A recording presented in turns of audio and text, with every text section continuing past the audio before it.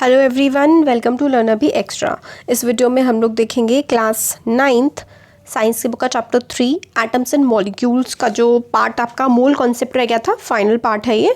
और इससे पहले हम ये सारी की सारी चीज़ें कवर कर चुके हैं। तो इस वीडियो में हम स्टार्ट करते हैं मोल कॉन्सेप्ट। तो ये क्या होता है, देखिए। Take an example of reaction of hydrogen and oxygen to form water. देखिए, हाइड्रोजन और ऑक्सीजन रिएक्ट कर रहे हैं एक दूसरे से और पानी बना रहे हैं। ये रिएक्शन जो है ये इंडिकेट करती है कि दो मॉलिक्यूल्स हाइड्रोजन के कंबाइन करते हैं with one molecule of oxygen. मतलब दो मॉलिक्यूल, देखिए दो मॉलिक्यूल हैं किसके, हाइड्रोजन के। यहाँ पे देखिए दो है ना, दो है ना, तो दो मॉलिक्यूल हाइड्रोजन के और एक मॉलिक्यूल ऑक्सीजन का है, ये मिल रहा है तो 2H2O बन जाता है। Two molecules of hydrogen combined with one molecule of oxygen to form two molecules of water, है ना। तो हमें ये नीचे वालों को नहीं देखना है, नीचे वाले नहीं होते हैं मॉलिक्यूल कितने होते हैं, ये इसके आगे ऐसे करके लगा होगा, ये इसके ये वाला मॉलिक्यूल होगा इसका, ठीक है। जैसे कि O2 है तो O2 के आगे क्या है, कुछ भी नहीं है, मतलब वन है, तो वन मॉलिक्यूल ऑफ वाटर और दो मॉलिक्यूल ऑफ हाइड्रोजन मिलकर के वाटर बनाते हैं। 4 unit of hydrogen molecules combine with 32 unit of hydrogen molecules to form 32 unit of water molecules, है ना। 4 यूनिट ऑफ वाटर मॉलिक्यूल्स, 4 कैसे, देखो हाइड्रोजन की वैलेंसी क्या होती है 1, तो यानी कि 2 × 1, तो इससे फिर उसके बाद फिर आगे 2 × 2, क्योंकि 2 बार 2 है ना, 2 2 जा 4, तो यानी कि 4 unit of hydrogen combined with oxygen की वैलेंसी क्या होती है 16, 16 2 जा 32, है ना, 16 2 जा 32, वैलेंसी नहीं, सॉरी एटॉमिक मासेस की बात कर रहे हैं यहाँ पे हम। तो 16 × 32, 32 + 4 यानी कि 36 यूनिट बन रही हैं वाटर मॉलिक्यूल की। तो वी कैन इन्फर, हम इससे ये इन्फर कर सकते हैं that quantity of a substance, quantity जो होती है सब्सटेंस की, वो करेक्टराइज कर सकते हैं हम लोग मास से या फिर नंबर ऑफ मॉलिक्यूल से। सेकेंड में हम लोगों ने मास से करेक्टराइज करी है, ऊपर से हम लोगों ने number of molecules, number of atom से करेक्टराइज करी है। तो इससे हमें समझ में आता है कि क्वांटिटी कितना होगा सब्सटेंस, वो हम लोग करेक्टराइज कर सकते हैं या तो उसके मास से या फिर नंबर ऑफ मॉलिक्यूल से। But chemical reaction equation indicates directly number of atoms और molecules taking part in a reaction. But जो केमिकल रिएक्शन होती है, पूरी की पूरी जो इक्वेशन है, ये इक्वेशन हमें बताती है कि कितने एटम्स हमारे रिएक्ट कर रहे हैं, क्योंकि इसमें देखिए हाइड्रोजन के 2 कर रहे हैं, ऑक्सीजन के 1 कर रहे हैं और वाटर के 2 यूनिट बन रही हैं। हमें केमिकल रिएक्शन से ये चीज़ समझ में आ जाती है। केमिकल रिएक्शन हम लोगों को indicates directly number of atoms of molecules taking part in a reaction. Therefore it is more convenient to refer to the quantity of a substance in terms of number of its molecules और atoms rather than their masses. तो इससे क्या समझ आता है कि हम लोगों को ना नंबर ऑफ एटम से, अगर जब हम लोग कोई चीज़ देखते हैं, अच्छा 1 एटम है, 2 एटम है, 3 एटम है, कितने एटम है, वो हमारे लिए आसान होता है रादर देन हमें अच्छा 36 इसका मास है, ओहो तो इसके अंदर क्या क्या होगा, तो वो चीज़ हमारे लिए ना कन्फ्यूजिंग हो जाती है। हम लोग अगर किसी चीज़ को नंबर ऑफ एटम से रिप्रेजेंट करें ना, तो उस चीज़ को समझ पाना और चीज़ को देख पाना हमारे लिए कंपैरेटिवली काफ़ी आसान हो जाता है। सो नई यूनिट हम लोगों ने मोल निकाली, वॉज इंट्रोड्यूस्ड, ठीक है। मोल, अब ये मोल क्या है, द मोल सिंबल MOL, मोल पूरा होता है, इसका सिंबल MOL होता है, is the SI unit. SI unit जैसे कि भार की kg होती है ना, लेंथ की मीटर किलोमीटर होती है, इसी तरीके से मोल is the SI unit of the amount of substance, कि भाई सब्सटेंस में अमाउंट कितना है ये सब्सटेंस, तो वो SI यूनिट होती है, उसका होती है मोल। मतलब मोल हमें बताता है कि क्या है ये। 1 मोल कंटेन्स एग्जैक्टली 6.022 × 10⁻23 एलिमेंट्री एंटिटीज़। मतलब एक मोल में किसी भी चीज़ के इतने एंटिटी होगी, 6.022 × 10⁻23, याद करना है, न्यूमेरिकल्स में यूज़ होगा, इंपॉर्टेंट है, ठीक है। This number is fixed, is the fixed numerical value of a Avogadro constant Na when expressed in the mole unit mole square, ठीक है, इस कॉल्ड एवोगाड्रो नंबर। तो ये 6.022 आपको यहाँ तक करना है, सिर्फ इसको आगे का भूल जाइए। 6.022 × 10⁻23, ठीक है, ये एवोगाड्रो नंबर है। क्या है ये, एवोगाड्रो नंबर, Na बोलते हैं इस एवोगाड्रो नंबर को, ठीक है। The amount of substance symbol N of a system is a measure of the number of specified elementary entities. तो ये हम लोग को बताता है कि कितनी एंटिटीज़ उसमें प्रेजेंट है। Elementary entity may be an atom, जो एंटिटी है जिसकी वैल्यू 6.022 है वो कुछ भी हो सकती है, वो एक एटम भी हो सकता है, वो मॉलिक्यूल भी हो सकता है, वो आयन भी हो सकता है, इलेक्ट्रॉन भी हो सकता है, और एनी अदर और भी कुछ भी हो सकता है। जो एंटिटी के नाम पर हम कुछ भी उसको बता सकते हैं कि या शायद ये चीज़ होगी। Mole is the amount of substance of a system that contains इतने स्पेसिफाइड एलिमेंट्री एंटिटीज। तो मोल क्या होता है, this is important. Mole is the amount of substance of a system that contains 6.022 10⁻23 specified elementary entities. तो mole जो होता है ना वो हमें बताता है कि जो चीज़ है उसमें इतनी एंटिटी होगी। मोल हमें बताता है अमाउंट ऑफ सब्सटेंस जिसमें इतनी एंटिटी होगी। 1 मोल की ये वैल्यू होती है, 1 डजन की 12 NOS होती है, 1 ग्रॉस की 144 NOS होती है। आपके लिए सिर्फ और सिर्फ 1 मोल का पता करना ज़रूरी है। अगर आपको ये सब समझ में नहीं आया तो आपको इतना याद करना है कि 1 मोल की वैल्यू 6.022 × 10⁻23 है, क्योंकि आपके लिए यही काम का है। बाकी ये साइंटिस्ट के काम का है कि अच्छा हम लोग इसको एटम में भी नहीं ले रहे, हम लोग इसको मास में भी नहीं ले रहे, हम लोग तो इसको मोल में लेंगे। Beside being related to a number, a mole has 1 more advantage over dozen और a gross. This advantage is the mass of 1 mole of a particular substance is also fixed. क्योंकि ना इन्होंने क्या किया है, एक पर्टिकुलर सब्सटेंस के जो मोल का मास होगा ना वो हमेशा फिक्स ही रहेगा, बदलेगा नहीं। Mass of 1 mole of a substance is equal to its relative atomic mass और मॉलिक्यूलर मास इन अ ग्राम्स। ठीक है, तो ये जो होता है ना वो एटॉमिक मास इतना है तो इसका मोलर मास इतना होगा। हर चीज़ ना फिक्स कर रखी है। Atomic mass of element gives us mass of 1 atom of that element in atomic mass unit. Atomic mass से हमें क्या पता लगता है कि जितनी भी यूनिट है ना उसकी, उन सबको हम लोग ऐड कर लेते हैं, हमारे पास एटॉमिक मास आ जाता है। To get mass of 1 mole of an atom of that element it is molar mass. Mass of 1 element, उसका एक एलिमेंट, एक आयन हो, एक एटम हो, एक मॉलिक्यूल हो, तो हम लोग क्या करते हैं, to get mass of 1 mole of an atom of that element that is molar mass we have to take some numerical value but the change of the unit U to G। Molar mass of an atom is known as gram atomic mass. Molar mass को हम लोग क्या कहते हैं, ग्राम atomic मास बोलते हैं। Hydrogen का वैसे हम लोग 1G लिखते हैं, बट हम लोग अगर हम atomic mass of hydrogen 1U लिखेंगे, सो ग्राम एटॉमिक मास 1G हो जाएगा। सिर्फ अगर हम एटॉमिक मास लेंगे तो हम U लगाएंगे, ग्राम एटॉमिक मास लेंगे तो G लगाएंगे। तो देखिए हमें अब जो समझने वाली चीज़ है वो ये है कि 1 यूनिट ऑफ हाइड्रोजन में तो एक एटम होगा हाइड्रोजन का, बट 1 ग्राम ऑफ हाइड्रोजन में ना हम लोग 6.022 10⁻23 एटम्स ऑफ हाइड्रोजन लेंगे।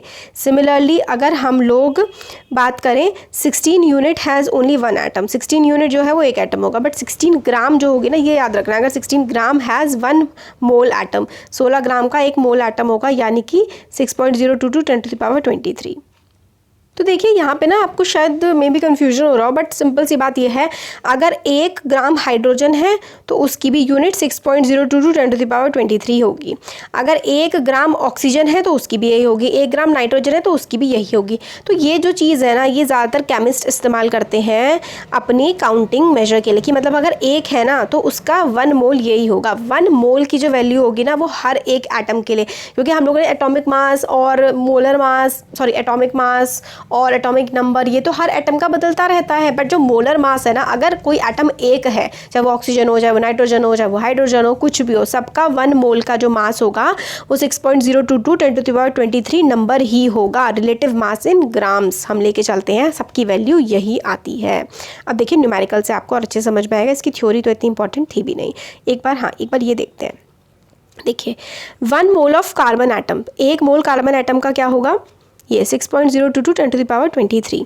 1 मोल ऑफ हाइड्रोजन एटम क्या होगा, 6 यही होगा, atom of hydrogen. 1 mole of any particle क्या होगा, यही होगा। 1 मोल ऑफ मॉलिक्यूल क्या होगा, यही होगा। मतलब चाहे कुछ भी हो, अगर हमें उसका 1 मोल का डेटा निकालना है ना, कि 1 यही होगा 6.022 10⁻23 नंबर ऑफ दैट पार्टिकल, ठीक है। और अगर हम लोग 1 मोल ऑफ कार्बन एटम उसमें निकालें तो वो 12 ग्राम होगा, है ना, क्योंकि 12 होता है उसका एटॉमिक मास कार्बन का, फिर हाइड्रोजन का 1 होता है, फिर रिलेटिव एटॉमिक मास को हमें उसका किसी भी एटम का अगर हमें एटॉमिक मास निकालना है तो एटॉमिक मास पता होना चाहिए, बट अगर हम लोगों को उसके मोल्स निकालने हैं ना, तो अगर हमें कोई भी हो, कार्बन हो, उसके लिए हम लोग 6.022 10⁻23 एटम्स ऑफ कार्बन, जितने भी एटम्स ऑफ कार्बन हैं, अब अगर 2 हैं, 4 हैं, 5 हैं, इसी नंबर से आप उसको मल्टीप्लाई कर दीजिए, चाहे वो कार्बन हो, चाहे वो हाइड्रोजन हो, चाहे वो ऑक्सीजन हो, चाहे वो कुछ भी हो, आपको इसी नंबर से मल्टीप्लाई कर देंगे तो आपको आंसर निकल आएगा। बट अगर आपको एटॉमिक मास के टर्म में निकालना है तो आप लोगों को उसका मास पता होना चाहिए, बट आप मोलर मास के टर्म्स में निकालेंगे तो आपको 6.022 10⁻23 से ही मल्टीप्लाई कर दें और आपका आंसर आ जाएगा। इसलिए केमिस्ट के लिए बहुत अच्छी चीज़ ये हो जाती है। अब calculate the number of moles, आपको मोल्स निकालने हैं 52 ग्राम ऑफ हीलियम के, finding mole from mass. Mole from mass से हमें निकालना है। जब भी हम लोगों को मोल फ्रॉम मास से निकालना होता है ना, तो हम लोगों को number of moles, given mass, molar मास, ठीक है, तो हमें एवोगैड्रो नंबर पता होना चाहिए। एटॉमिक मास ऑफ हीलियम क्या हो जाएगा, यूनिट में। मोलर मास ऑफ हीलियम क्या हो जाएगा, मोलर मास हमेशा ग्राम में हम लिखते हैं, मतलब एटॉमिक मास ही होता है बट हम उसको यूनिट मोलर की, जब मोलर मास हो जाएगी तो ग्राम लग जाएगा। नंबर ऑफ मोल्स हमें क्या बोला गया है निकालने के लिए, कैलकुलेट नंबर ऑफ मोल्स, कितने मोल्स होंगे ये निकालना है। तो ये फॉर्मूला होता है नंबर ऑफ मोल्स निकालने का, गिवन मास अपॉन मोलर मास, ठीक है, गिवन मास अपॉन मोलर मास। तो हम लोग को गिवन क्या है, हम लोग को गिवन है 52 gram of helium, 52 gram of helium है, हमें इनमें नंबर ऑफ मोल्स निकालने हैं। 52 ग्राम हमें गिवन है, तो गिवन मास अपॉन मोलर मास, मोलर मास हमारा क्या है 4 है ना, ये देखिए मोलर मास 4 है और गिवन मास हम लोगों को 52। आप सोच रहे होंगे ये भी तो गिवन है, बट ये एटॉमिक मास है ना, गिवन मास हमें यहाँ पर गिवन है 52 ग्राम, क्योंकि इसका 1 ग्राम का मास तो हमारा क्या होता है 4 होता है, बट ये कितने ग्राम है, ये तो 52 ग्राम्स है ना। तो 52 ग्राम्स का गिवन मास अपॉन मोलर मास, तो 52/4 करके हम लोग निकाल लेंगे।